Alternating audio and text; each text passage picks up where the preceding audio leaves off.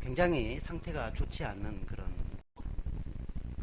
병이었는데요. 장이 꼬여가지고 괴사가 일어나고 또 간 동맥이 이렇게 막혀가지고 거의 뭐 수술하러 들어가셨는데 죽을 각오를 하고 들어가신 것 같아요. 그래서 이제 마지막이다 그렇게 생각하고 들어가셨는데 다행히 하나님께서 이제 회복하게 이렇게 하셔서 다시 회복되었더라고요. 그래서 너무 감사했는데 우리가 병자에게 신방을 가면 그렇게 말하죠. 어딘가 너 뭔가 잘못해서 이렇게 병든 것이다, 아픈 것이다. 그래서 회개하시오 이렇게 하는데 우리가 병자들의 신방을 갔을 때 잘못한 것 본인이 다 압니다. 그러니까 회개하시오 뭐 이래 안 해도 다 회개하고 있고 그러니까 위로하러 갔지 않습니까? 그러니까 위로를 해야 되는데 이렇게 하는 것도 위로가 안 된다고 그럽니다. 아이고, 뭐라고 말씀드려야 할지 모르겠습니다. 심심한 위로를 드립니다.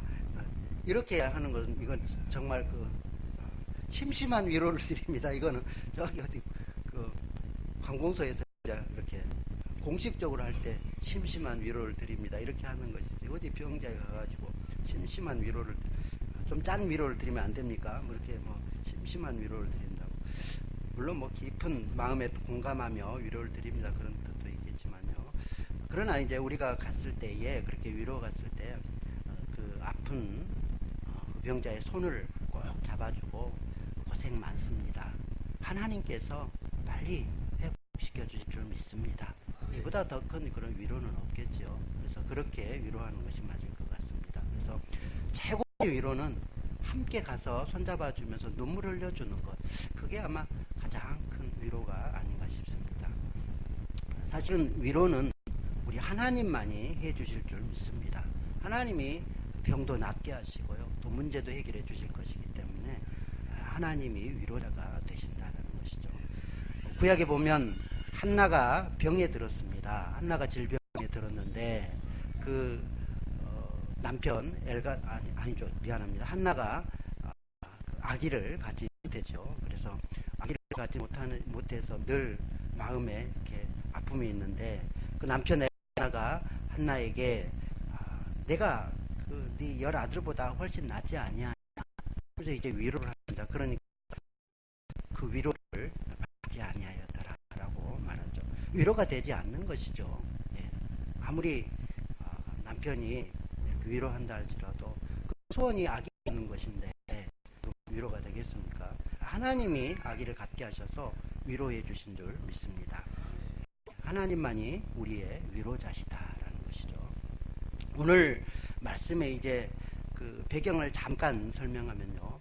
고린도 교회에 다툼과 분열, 분파가 있었다라고 말씀했었죠. 그래서 이렇게 고린도 교회가 서로 나누어서 싸우고 분열하고 이렇게 분쟁하는 그 이유는 서로 사람 자랑하기 때문에 내가 잘났다, 누가 잘났다 이렇게 사람 자랑하기 때문에 그런 분열, 분파가 있었다라고 말씀했죠. 그래서 사도 바울은 사람 자랑하지 말고 오직 하나님만 자랑해라, 그리스도만 자랑해라 라고 지금 이렇게 가르쳐주고 있는 것입니다.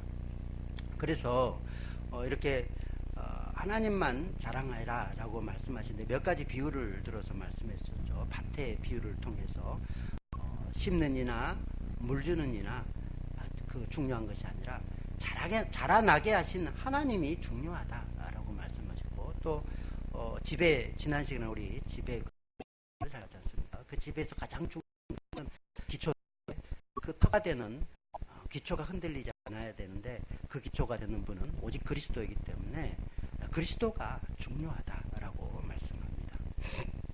그래서 이런 모든 것 위에 우리가 다 하나님의 것이다, 그리스도의 것이다, 그리스도만 자랑하는 것이 중요하다라고 말씀하죠.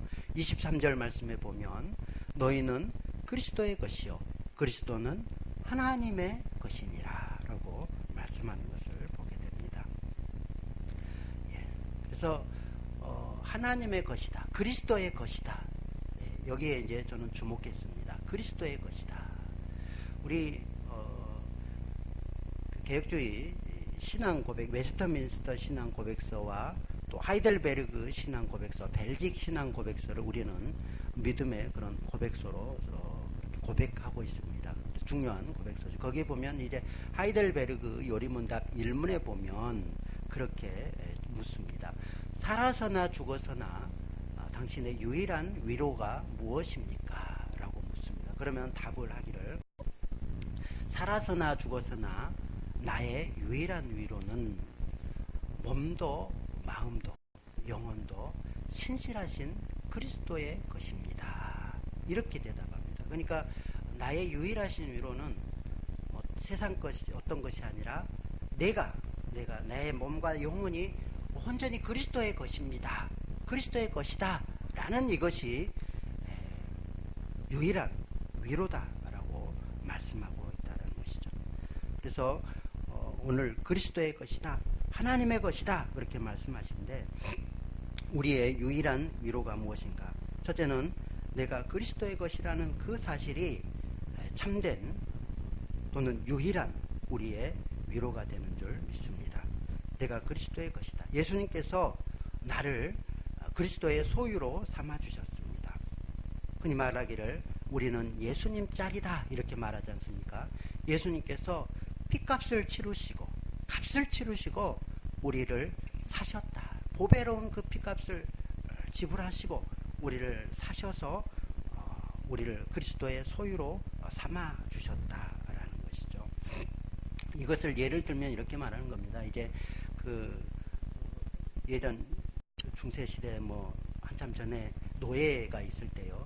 그 노예 시장에 노예가 이렇게 나와 있지 않습니까? 그러면 그 노예를 어떤 사람이 이렇게 값을 주고 사서, 그리고 그 노예를 이제 이렇게 자유하게 그렇게 할 수 있는 것이죠. 마찬가지로 우리가 죄의 종이었고 죄의 노예였는데 그리스도께서 값을 주고 우리를 사셔서 우리를 자유하게 그렇게 해줬다라는 것이죠. 자유하게 해주셨을 뿐만 아니라 우리를 그리스도의 소유로 삼아 주셨다라는 것이죠. 그래서 이제는 마귀 사탄의 종이 아니라 그리스도의 종이요 하나님의 소유가 되었다라는 것입니다. 베드로전서 1장 18절로 19절 말씀을 좀 찾아주시면요.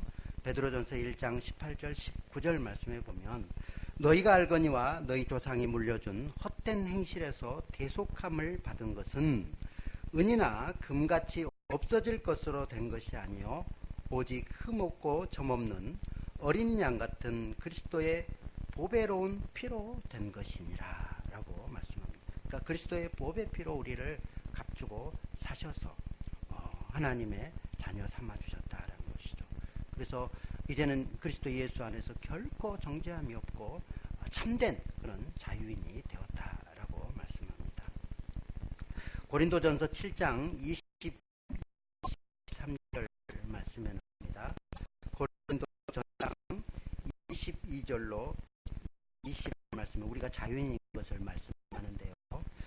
주 안에서 본 자는 또 주께 속한 자유인이요 또한 자유인으로 부르심을 받은 자는 그리스도의 종이 너희는 값으로 사신 사람들의 종이 되지. 아멘. 그때 피값으로 사셔서 이제는 하나로 삼으셨기 때문에 다른 어떤 것에 종 말하라. 제 어떤 일에 또 돈 말고 다른 권력과 종이 되지. 하나님의 종으로 그리스도라고 말하죠. 그리스도께서 우리를 사셨는데 사망에서 사셨고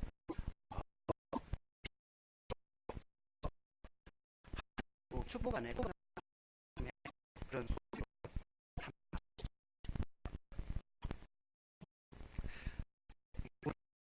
우리가 마음과 영혼도 진짜 그리스도의 것입니다 라는 게 위로가 되는가? 공좀 생각 잘 개발 그런 주제지요. 내가 그리스도의 것이신 거 왜 이게 큰 위로가 되고 살아 죽어서까지 유일한 위로라는 것이죠. 그것은 이것은요, 그리스도를 이그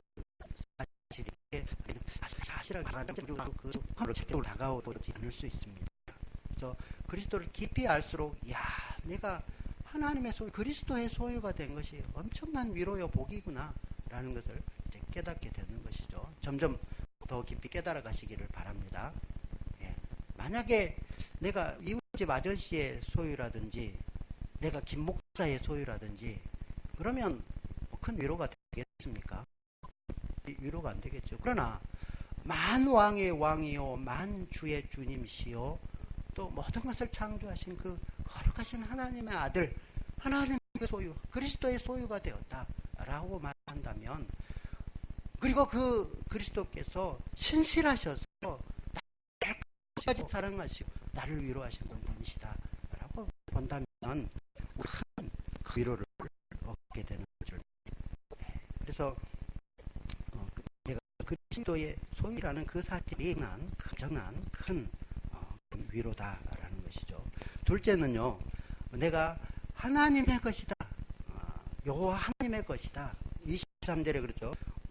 그리스도는 하나님의 것이니라. 유추하면 내가 그리스도의 것이요 그리스도는 하나님의 것이다. 그렇기 때문에 나도 또한 하나님의 것이다. 이렇게 말할 수 있죠. 이 하나님의 것이라는 이 사실이 또한 위로가 되는 줄 믿습니다. 내가 하나님의 것이다. 하나님의 것이다. 하나님의.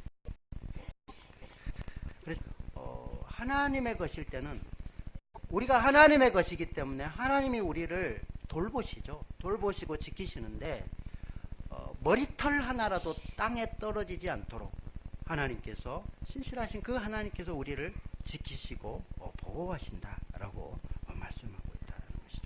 우리 21절, 22절 말씀을 같이 한번 읽죠.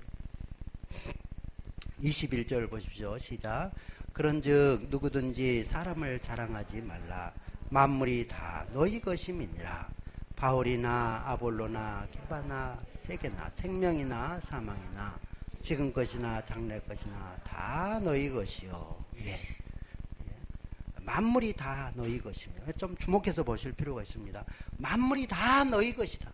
너희를 위해서 이 모든 것이다. 이 자연 만물, 우주 만물이 너희를 위해서 있는 것이다. 그리고 세계나 이 세계가 생명이나 또 사망까지도 지금 것이나 장래 것이나 다 너희를 위해서 있고 너희 것이다 라는 것이죠. 생명도 우리 것이다. 현재의 살아가는 이 생명뿐만 아니라 영원한 천국에서 누리게 될 그 생명까지 우리를 위해서 있고, 또한 사망도 우리를 위해서 있다라고 말합니다.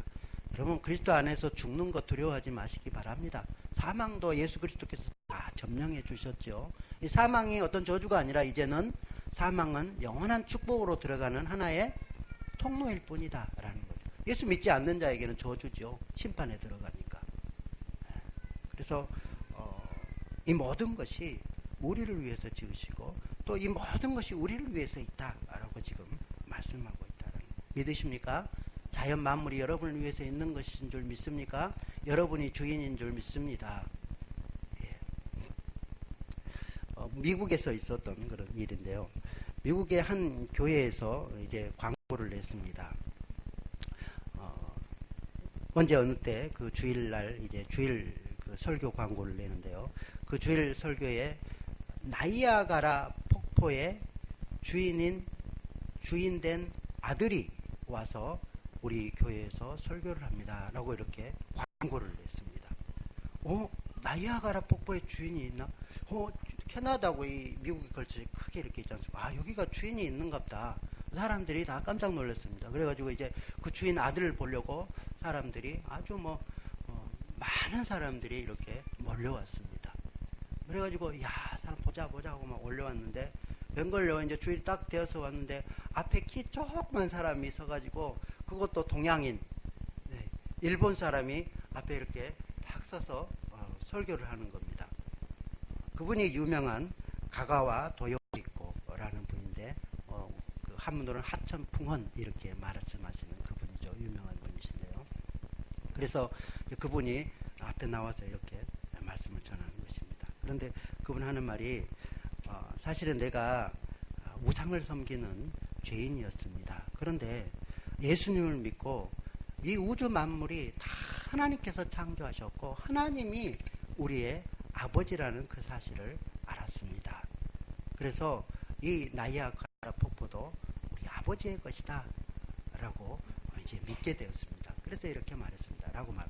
그래서 사람들이 실망은 했지만 거기서 이야 정말 그렇다. 하나님이 이 모든 것의 주인이요 우리 아버지가 주인이다 라는 것을 이제 알게 됩니다. 물론 가가와 도요 있고 그분이 이제 이렇게 광고를 낸 거 아닙니다.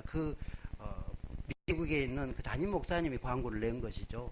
그 가가와 도요교회 신앙 고백을 듣고 그렇게 낸 것입니다. 그래서 사실은 우리가 이 모든 것의 주인이요 하나님이 우리를 위해서 이 자연 만물을 창조해 주셨음을 믿으시기 바랍니다. 하나님 우리 아버지들. 그렇게 본다면요, 이제 가을에 가을 단풍을 보면서 자연 만물을 보면서 야 우리 아버지가 이거 지으셨는데 얼마나 멋지신 분이냐. 또 우리가 감격하고 또 찬양해야 될 줄로 믿습니다.